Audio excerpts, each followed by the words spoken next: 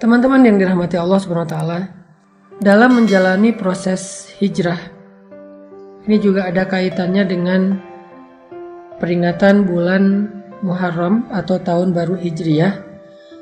Walaupun Nabi itu nggak hijrah di bulan Muharram sih. Nabi hijrah itu di bulan Safar dan Rabiul Awal. Cuman bulan Muharram ini sering dijadikan sebagai momentum memperingati peristiwa hijrah. Karena memang sejak terjadinya hijrah, Islam menggunakan peristiwa ini sebagai penanggalan dalam sejarah Islam. Sehingga kita mengenal dengan istilah tahun baru Hijriyah. Jadi tahun Hijriyah itu adalah tahun yang diambil namanya dari peristiwa hijrah. Sehingga pada bulan pertama dari tahun Hijriyah, yaitu bulan Muharram, umat Islam menjadikannya sebagai momentum dalam memperingati peristiwa hijrah. Jadi bukan berarti hijrah terjadi di bulan Muharram. Saking pentingnya peristiwa hijrah ini, sampai kaum muslimin menjadikannya sebagai nama tahun, yaitu tahun Hijriyah. Karena kebiasaan orang Arab dulu itu menamakan nama tahun dengan nama peristiwa-peristiwa besar yang terjadi. Misalnya tahun gajah. Itu tahun ketika Raja Abraha dari Ethiopia menyerang kota Mekah dan dia dihancurkan oleh pasukan burung ababil. Sehingga tahun itu dikenal dengan nama tahun gajah. Tahun-tahun berikutnya dikenal dengan nama tahun gajah 1, tahun gajah 2, dan seterusnya. Ketika Nabi SAW kehilangan Sayyidah Khadijah, Abu Talib juga wafat, maka tahun itu dikenal oleh para sahabat dengan nama Amul Huzni, tahun duka cita. Ini menunjukkan bahwa ada kebiasaan orang Arab itu menamakan nama tahun diambil dari peristiwa yang besar yang terjadi dalam kehidupan mereka. Nah, teman-teman yang dirahmati Allah SWT,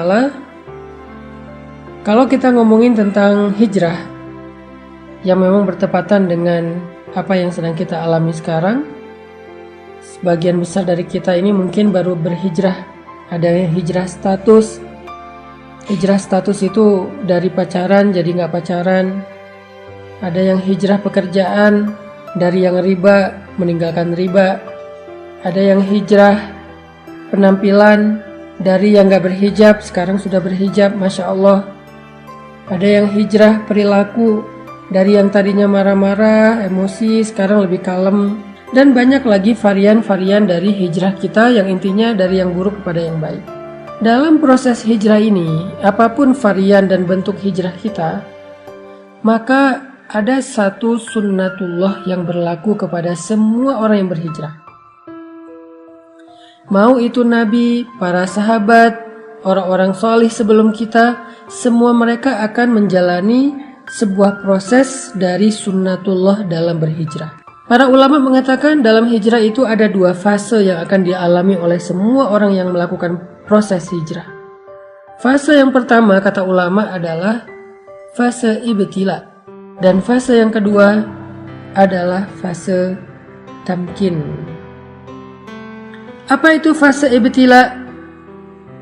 Ibtila itu dari kata bala, yang kemudian menjadi bahasa Indonesia bala.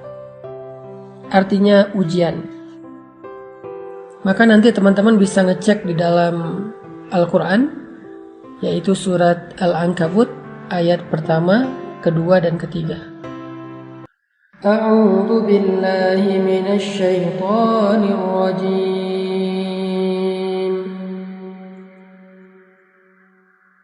Bismillahirrahmanirrahim. Alif Lam Mim.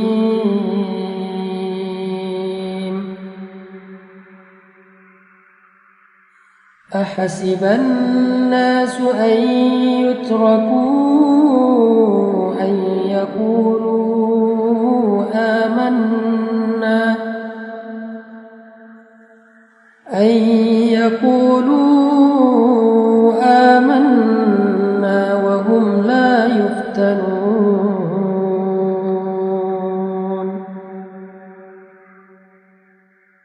ولقد فتنا الذين من قبلهم فليعلمن الله الذين صدقوا وَلَيَعْلَمَنَّ الْكَاذِبِينَ. Ini adalah janji Allah kepada setiap orang yang berhijrah. Orang yang mengatakan saya pengen berubah. Orang yang mengatakan saya pengen beriman. Orang yang mengatakan saya pengen bertaubat. Orang yang mengatakan saya pengen ninggalin riba. Orang yang mengatakan saya pengen ninggalin pacaran. Lalu Allah mengatakan, hasiban nasu ayyutraku ayyaqulu amanna? Apakah mereka manusia mengira akan dibiarin aja mengatakan hal-hal itu? Ini pernyataan dari Allah dalam bentuk pertanyaan. Jadi Allah menyampaikan sebuah berita bentuknya pertanyaan, kayak sindiran gitu. Seolah-olah Allah pengen ngasih tahu, emang kalian pikir dengan udah berhijrah udah selesai, Allah nggak akan nguji lagi. Harus ada fase ujian yang dilewati, namanya fase ibtila. Dan ternyata itu bukan hanya kita alami sendiri, tetapi orang sebelum kita pun mengalami hal yang sama, padahal mereka lebih baik dan lebih soleh daripada kita. وَلَقَدْ فَتَنَّا الَّذِينَ مِنْ قَبْلِهِمْ فَلَيَعْلَمَنَّ اللَّهُ الَّذِينَ صَدَقُوا وَلَيَعْلَمَنَّ الْكَاذِبِينَ. Dan sungguh kami sudah pernah menguji orang-orang sebelum mereka, sehingga Allah tahu siapa di antara mereka yang benar, yang jujur, dan siapa di antara mereka yang dusta. Bilal bin Rabah, ketika beliau masuk Islam, Allah mengujinya, ketahuan lagi sholat oleh tuannya, sehingga akhirnya beliau disiksa oleh Umayyah bin Khalaf dengan penyiksaan yang luar biasa. Asyah istri Fir'aun, ketahuan sudah beriman kepada agamanya Musa, langsung disalib di pohon korma oleh suaminya sendiri sampai wafat. Begitu juga dengan sahabat-sahabat yang lain, orang-orang soleh yang lain, para anbiya. Ketika mereka berjalan di jalan Allah, apakah itu dakwah, apakah itu masuk Islam, apakah itu berhijrah, ketika mereka melangkah di jalan Allah, maka fase pertama yang akan mereka lalui adalah fase ibtila. Semuanya sama. Semuanya mengalami fase itu, fase ibtila. Cuman varian dan bentuk dari ibtila dan ujian itu yang beda-beda antara satu dengan yang lain, teman-teman. Jadi kita nggak sendiri. Orang yang lebih soleh dari kita pun mengalami. Kalau kita protes bilang, ya Allah kenapa saya? Enggak, bukan kita doang. Allah mengatakan di dalam surat Al-Baqarah, Am hasibtum an tadkhulul jannah walamma ya'tikum mathalul ladzina khalau min qablikum.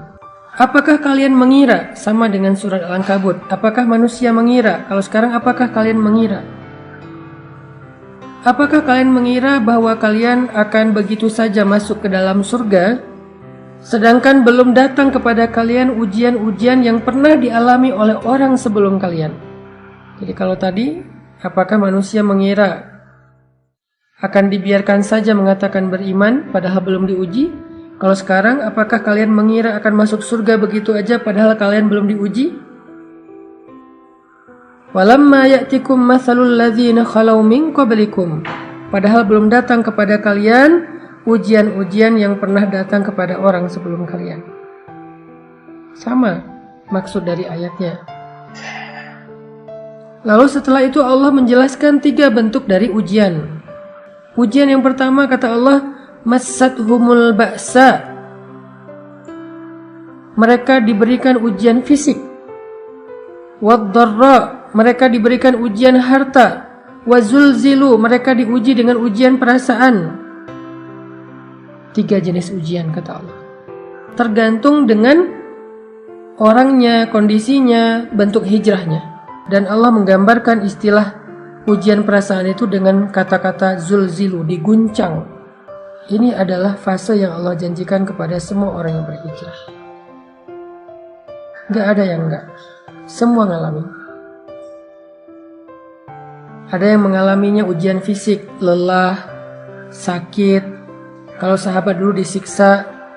Ada yang mengalami ujian harta, ditipu orang, kelaparan, bangkrut, gak punya kerjaan, gak punya penghasilan, habis hartanya. Ada yang diuji dengan ujian perasaan, disakiti, ditinggalkan, dikhianati, dihina, dicela, dicemooh, digibahin, difitnah, dan seterusnya. Semuanya mengalami salah satu dari 3 ujian ini atau ketiga-tiganya. Saking beratnya ujian yang dialami oleh Nabi dan para sahabat, sampai mereka mengatakan, "Mata nasrullah?" Hatta yaqula ar-rasul walladzina amanu ma'ahu, "Mata nasrullah?" Kapan datangnya pertolongan Allah? Kapan kita keluar dari ujian ini? Kapan semua ini selesai? Kapan semua ini berakhir? Mata nasrullah? Nabi loh yang nanya, sahabat yang nanya, saking beratnya ujian mereka. Allah menjawab, "Ala inna nasrullahi qarib." Bukankah pertolongan Allah sudah dekat? Apa maksud Allah di dalam ayat ini? Maksudnya semakin berat ujian yang kita alamin, maka semakin dekat kita kepada pertolongan Allah, yaitu fase kedua dalam hijrah, yaitu fase tamkin namanya. Fase ditolong oleh Allah SWT. Fase ketika Allah membukakan jalan keluar. Wa may yattaqillaha yaj'al lahu makhraja.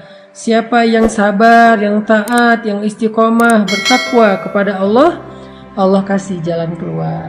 Tapi sebelum Allah kasih jalan keluar, ada fase yang harus dia lalui, yaitu fase sabar, fase ujian. Itulah takwa.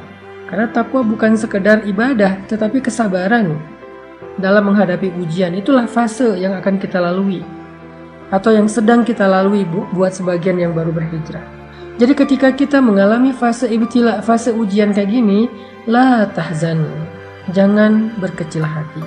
La tay'as, jangan putus asa. La taqlaq, jangan ragu kepada pertolongan Allah. Kenapa?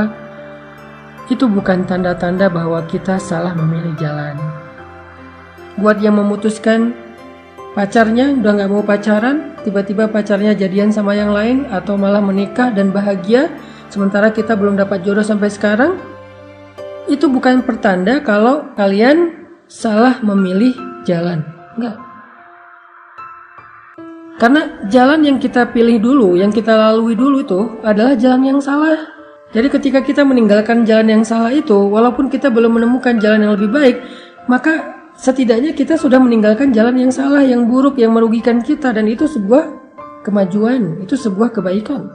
Jangan sampai kita menyesal meninggalkan pekerjaan yang ada ribanya dengan mengatakan, "Duh, sekarang saya nggak punya penghasilan, saya nggak punya pemasukan, saya nggak punya pekerjaan. Sedih juga sih udah ninggalin kerjaan yang dulu. Kalau dulu masih ada penghasilan, walaupun haram." Enggak. Keadaan kita sekarang tanpa penghasilan itu lebih baik daripada dulu ketika kita mendapatkan harta-harta yang haram. Sekarang tuh lebih baik. Walaupun mungkin sedikit merepotkan keluarga. Ada ujian tadi, dihina orang, diomongin orang, dikritik orang, dicela orang. Sekarang gak punya pekerjaan tetapi hartanya berkah, sekarang jauh lebih baik. Hanya mungkin sekarang sedang mengalami fase ibtila, fase diuji. Dan fase ujian itu akan naik terus tingkatannya. Makin lama makin berat, makin panas, makin luar biasa, makin beban. Kayak gitu memang fasenya, kayak orang panas naik terus, kayak orang demam naik terus panasnya. Tapi ketika udah berada di puncak, udah berat banget, gak ketahan lagi, sampai kita bertanya kapan selesainya semua ini, kapan berakhir dan segala macam, Allah menjawab teriakan kita. Allah menjawab pertanyaan kita. Kata Allah, "Ala inna nasrallahi qarib." Sungguh pertolongan Allah udah dekat, wahai hambaku. Jangan berputus asa. Jangan menyerah dulu. Pertolongan Allah udah dekat. sabar dikit aja lagi.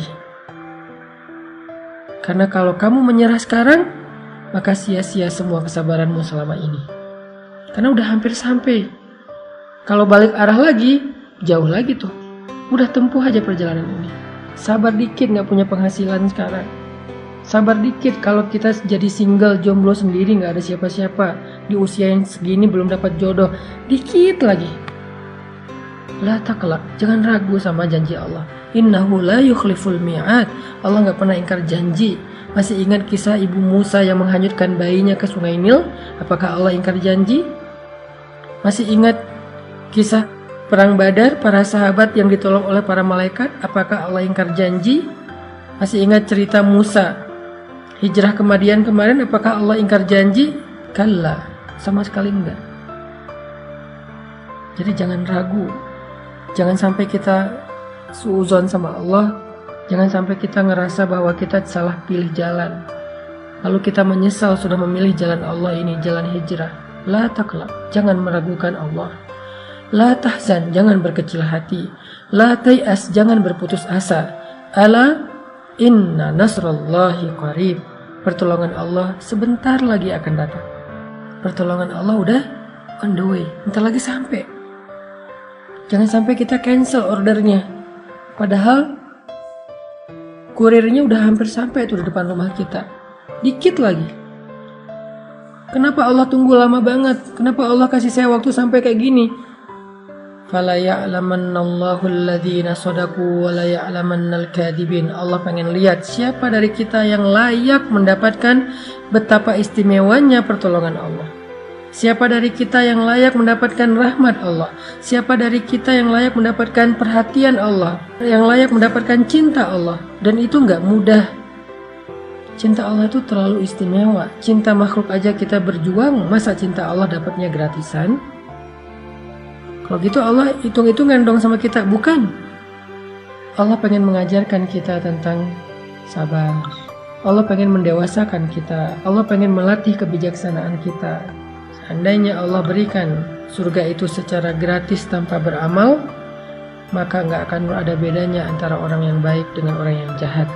Berarti Allah nggak adil dong, memperlakukan sama antara orang yang baik dengan orang yang jahat.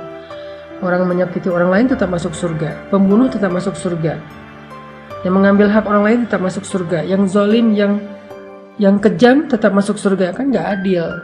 Kebaikan Allah itu adalah ketika Allah bersikap adil kepada hambanya, tetapi Allah selalu membuka pintu maaf, taubat dan ampunan bagi mereka yang mau memperbaiki diri. Sebanyak apapun dosanya, fala ubali, kata Allah, aku gak peduli. Kita harus memahami Allah itu secara utuh, gak boleh parsial. Jadi jangan putus asa, jangan berhenti berharap, jangan berhenti bersabar, jangan U-turn dulu. Pertolongan Allah itu dikit lagi sampai, udah on the way, OTW udah. Allah juga berfirman, وَلَنَبْلُوَنَّكُمْ بِشَيْءٍ مِّنَ الْخَوْفِ وَالْجُوعِ وَنَقْصٍ مِّنَ الْأَمْوَالِ وَالْأَنفُسِ وَالثَّمَرَاتِ. Kami pasti akan menguji kalian, pasti. وَلَنَبْلُوَنَّكُمْ, pakai tasydid, penegasan. Pasti kami akan menguji kalian.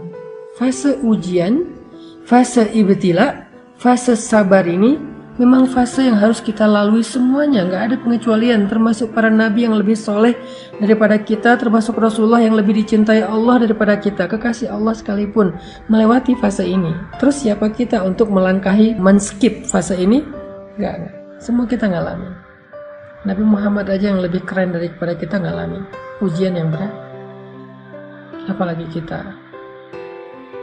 yang keimanannya belum tentu benar, yang kata-kata hijrahnya belum tentu jujur, yang bilang pengen memperbaiki diri belum tentu sungguh-sungguh.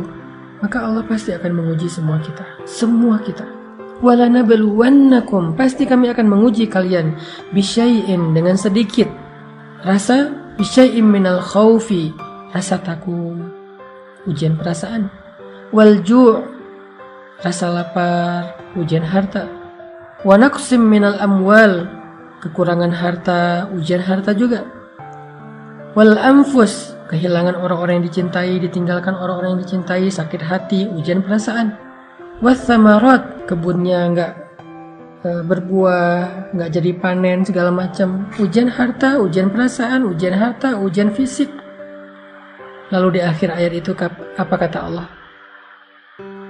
Wa basyiris sabirin. Sampaikan berita gembira kepada orang yang sabar. Apa berita gembiranya?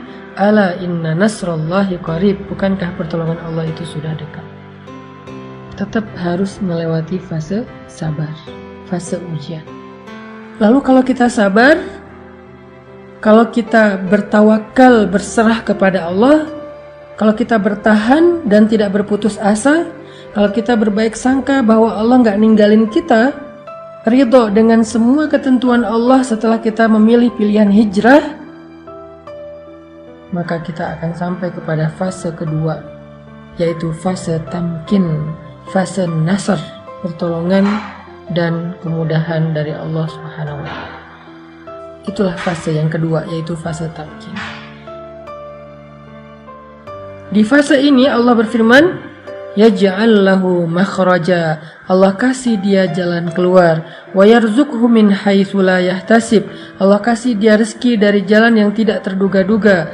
Wa yaj'al lahu min amrihi yusra. Allah jadikan segala urusannya itu menjadi mudah. Wa yu'zim lahu ajra. Allah lipat gandakan pahala-pahalanya. Fase tamkin, fase ketika Allah menolongnya. Fase ketika Allah SWT memberikan kejutan untuk dia. Tunggu deh, Allah tuh gak pernah ingkar janji loh. Yang perlu kita kuatkan sekarang adalah kesabaran kita. Bukan mempertanyakan ada gak apa yang Allah janjikan. Itu udah gak perlu dipertanyain. Karena Allah gak pernah ingkar janji. Dan Allah Maha Kuasa untuk menunaikan janjinya. Gak ada yang bisa menghalanginya. Kalau kita kadang-kadang walaupun kita baik, bisa aja ingkar janji gara-gara emang gak bisa menunaikannya. Ada masalah, ada halangan. Kalau Allah gak ada halangan. Jadi kita gak perlu mempertanyakan apakah janji itu ada, apakah kejutan itu ada. Itu bukan bagian kita. Justru itu yang melemahkan kita. Gak usah ditanyain. Yang perlu kita siapin, yang perlu kita kuatkan itu adalah kesabaran kita sekarang dalam fase ibtila. Kesabaran kita untuk menunggu janji Allah. Ala inna nasrullahi qarib. Bukankah pertolongan Allah udah dekat? Kita kuatkan aja dulu kesabaran kita. Tunggu aja. Pasti Allah akan tunaikan janjinya. Pasti Allah akan kasih kita kejutan yang bikin kita senyum-senyum sendiri nanti. Ana inda dhanni abdi bi, kata Allah. Aku tergantung prasangka hambaku kepadaku.